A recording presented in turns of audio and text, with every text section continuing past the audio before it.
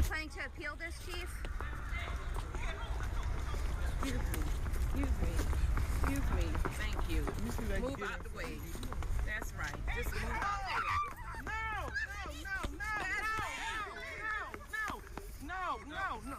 No. That was the former chief's daughter, Leslie Lovett. Her father helped defuse the situation. Her mother apologized. I was not injured. It started out perhaps as a charm offensive. Former Chief Lovett relaxed, smiling. When he answered his lawyer's questions, he turned to the jurors to finish a thought. The interesting thing about this cell, no doors. So why won't the DA or the U.S. Attorney trust these officers? So far, they won't say. But I went digging and found this. 1,100 pages of documents.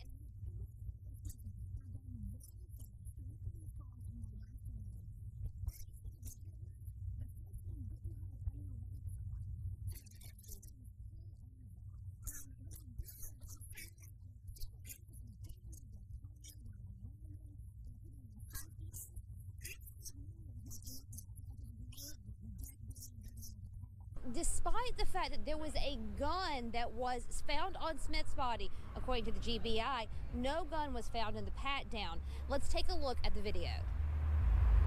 Officers in an unmarked car pulling into U.S. Foods and walking inside. Neither one of those is David Janot, the officer who shot Charles Smith. That's Smith at the counter. The officers come up behind and try to cuff him. That's when the struggle begins. Those two officers fight with Smith on the floor. A third officer comes in and struggles to subdue him. Moments later, that's Officer David Janot walking in, his taser drawn. He does not use that taser, though. In fact, he never touches Smith. The other officers get Smith on his feet and escort him outside. Take a close look here. They both pat him down before putting him in a patrol car. It appears they don't find anything. They don't find a weapon, and they place him in the back seat. Minutes later, a block and a half away, Janot shoots Smith to death. The GBI says that as they were going down the street, Smith kicked out the back window of the cruiser after working his handcuffs to the front of his body.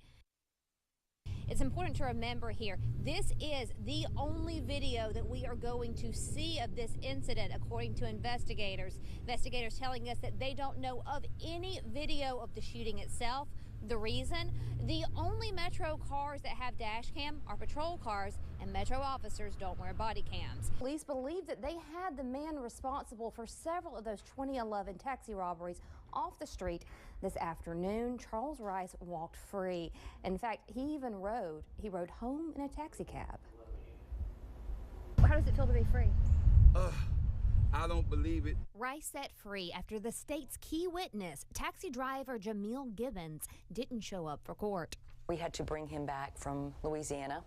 He met with us yesterday, told us he was going to come. They'd used the threat of arrest to get Gibbons to fly in Wednesday. Thursday, they took him on his word. He was supposed to be here. He's the one that I just dismissed the arrest warrant on. I don't know why he didn't show. No one could find Gibbons. He turned off his cell phone. A new warrant was issued for his arrest. We don't like to do it. We are not in the business of arresting victims. By the time Gibbons showed up, it was too late. Rice had already struck a plea. Time served plus 10 years probation. Gibbons was arrested for failing to appear in court. I'm an Israelite. I talked to Yahweh. I got on my knees last night, and I prayed and I asked him for favor. Rice had intended to represent himself in the case, but relented and allowed a public defender to help him at the last moment. Rice calls himself a, quote, sovereign citizen of the United States, identifying himself with a group of people who believe themselves free of the constraints of U.S. law. A private citizen in the United States jurisdiction. Here's how he described his arrest. They kidnapped me and abducted me. Rice has a criminal history dating back to 1983. Because of that, he was facing a mandatory sentence of life in prison if convicted of armed robbery. The DA making a push to get cases like this one, that's 3 years old, through the justice system more quickly. If it's swifter, people feel safe to come forward. Arresting victims is a thorny and sometimes emotionally fraught issue for the district attorney's office. Prosecutors say they want to hold witnesses and victims to their word so they can hold criminals accountable. But on the other side, they don't want to discourage anyone from coming forward and reporting a crime. Reporting in the newsroom, Connie Cooper, WTOC News.